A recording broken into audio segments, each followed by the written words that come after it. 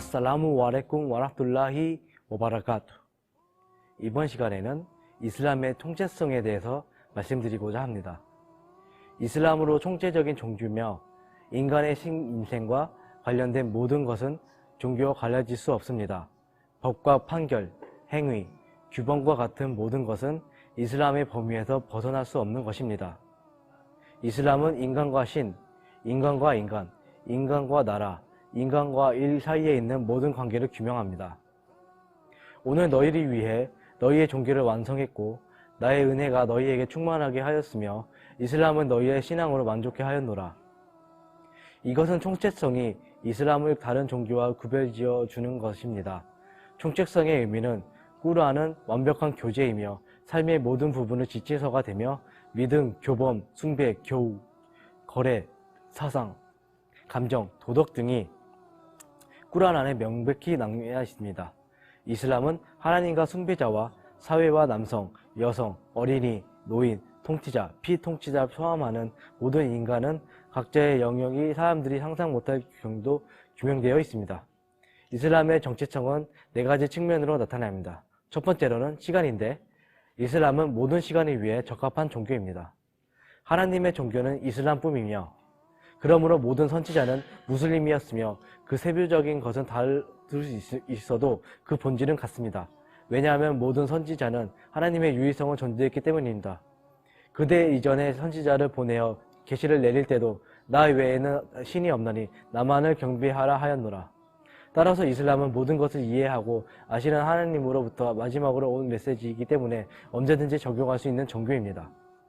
그분이 창조한 것을 그분이 모를 리 있느뇨. 실로 그분은 신비한 모든 것을 이해하시고 아시는 분이라. 두 번째는 장소입니다.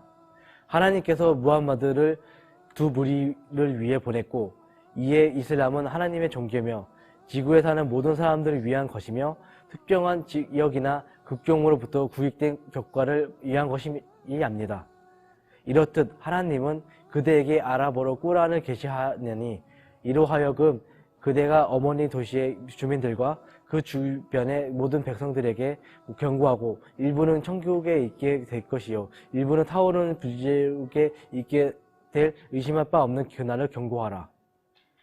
어머니 도시라면 전 세계 중심지에 있는 메카라는 도시입니다. 이건 역시 꾸르안에서 나왔던 지리학적 기적이며 현대 과학으로 증명되는 오늘날 지리학계에서 알고 있는 사실입니다. 세 번째로는 사람입니다. 이슬람은 모든 사람을 위한 종교이며 어떠한 성과 민족도 차별하지 않습니다. 백성들이여 실로 너희 모두에게 하늘과 땅을 다스리는 하나님께서 나를 선지자로 보내셨노라. 그러므로 이슬람은 모든 성을 평등하게 대하고 있다 할 수 있습니다.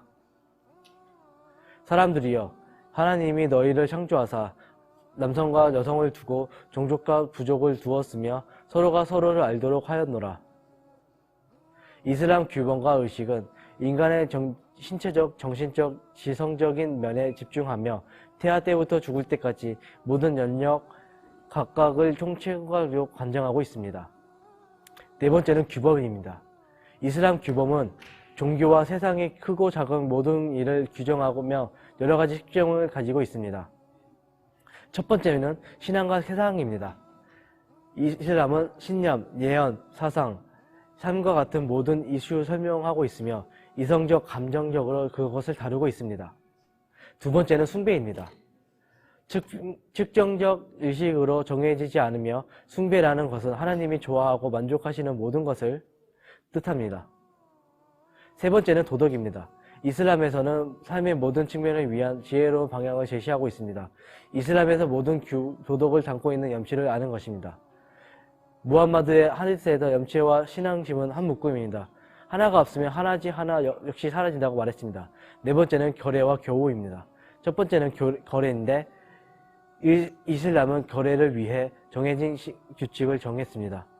다른 사람을 이용하거나 그 사람의 돈을 훔치거나 빼앗아서는 안 됩니다. 허용된 것이 아니면 거둬서는 안 됩니다. 그리고 허용된 것을 위해서만 돈을 써야 합니다. 두 번은 교우인데 이슬람은 사람들끼리 좋게 친목하는 것과 다른 사람의 잘못을 용서해 주는 것, 배우자, 자녀, 교우와 부모와의 관계도 가르칩니다. 다섯 번째는 처벌입니다. 이슬람에서의 처벌은 두 가지입니다.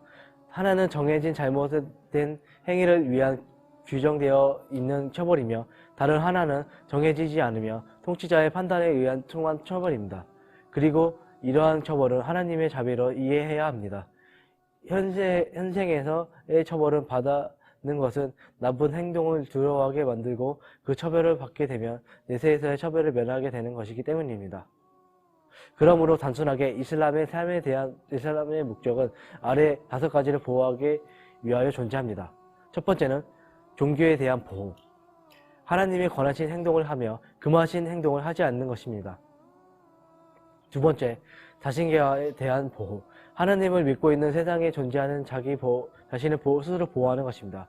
세 번째, 후손에 대한 보호. 세상이 계속 존재하도록 하는 이유입니다. 이것을 위한 몇 가지 이슬람의 규칙이 있습니다. 이 중에는 결혼하지 않는 상태에서 성관계를 갖는 것을 포함한 간통을 금하는 것이 있습니다. 간통하지 말라. 실로 그것은 부끄럽고 죄악으로 가는 길이라. 뿐만 아니라 이러한 행위를 지켜보는 것과 결혼하지 않는 남녀가 단둘이 있는 것을 금합니다. 간통에 대한 근거 없이 모함하는 사람은 큰 처벌도 받습니다. 동성과의 사랑도 금지됩니다. 여성이 보호자 없이 여행을 하는 것도 금지됩니다. 결혼하지 않는 남자가 유별하지 않게 서로 쳐다보는 것도 금지입니다. 네 번째는 이성에 대한 보호입니다. 하나님께서 이성에게 주시는 위대한 은혜 중 하나는 이성입니다. 사람은 이성을 통해 선악을 구분하는 것이 있습니다. 이성을 보호하기 위해 무슬림이 해서는 안 되는 행위는 술을 마시는 것, 마약을 하는 것, 신을 믿지 않는 것, 하나님이 권하신 행동에 반하는 행동을 만드는 사상을 듣는 것을 금지합니다. 다섯 번째는 재산에 대한 보호입니다. 돈을 통해 모든 거래가 진행할 수 있으며 이 돈을 보호하기 위해 허용된 방법으로 얻고 사용하여야 하며 돈을 훔치거나 낭비하거나 사기치거나 불공평하게 거래되는 것을 금지되어 있습니다. 이와 같이 이슬람이 다른 종교와 확연히 구별되는 가장 중요한 이유는 생활 속에서 실천하는 삶의 종교라는 것입니다. 그래서 무슬림들은 하루를 이른 새벽에 일어나 예배를 근행하는 것으로 시작하고 또 하나님 앞에 자신의 모습을 어떻게 드러내야 하는지 이 모든 것을 큰 틀에서 하나님을 경배하는 참 신앙인으로서 갖추어야 할 하나의 규범으로 정하고 일상의 삶을 이끌어 나가는 것입니다. 그래서 이슬람은 여러 가지 실천 의식들을 정확히 규정하고 이러한 규정들을 바르게 실천하도록 유도하며 신앙 실천을 위한 자구적 노력, 다시 말해서 지식 탐구를 위한 노력은 삶에서 반드시 필요한 의무이며 이를 실천하기 위하여 노력하는 것이야말로 신앙 정대를 위한 지름길임을 가르치고 또한 이러한 행위가 보다 완벽한 신앙인으로 이끌어줄 것임을 확신하는 것입니다. 청결은 따하라라고 하고 이슬람에서의 청결은 신앙의 반이라고 할 만큼 중요하게 여기고 있습니다. 그래서 무슬림은 내적인 청결, 다시 말해서 깨끗하고 순수한 영혼을 지키고 유지하기 위하여 노력해야 하며 동시에 외적 청결을 위하여 항상 몸을 깨끗이 하고 의복을 단정히 해야 합니다. 이렇게 하기 위하여 무슬림은 정해진 절차에 따라 어떤 물로 어떻게 씻어야 하며 어떻게 청결 상태를 유지할 수 있는지, 나아가 어떻게 청결을 유지하고 청결한 상태에서 신앙의식을 거행할 수 있는지에 관한 규정을 배우고 지키는 것을 말합니다.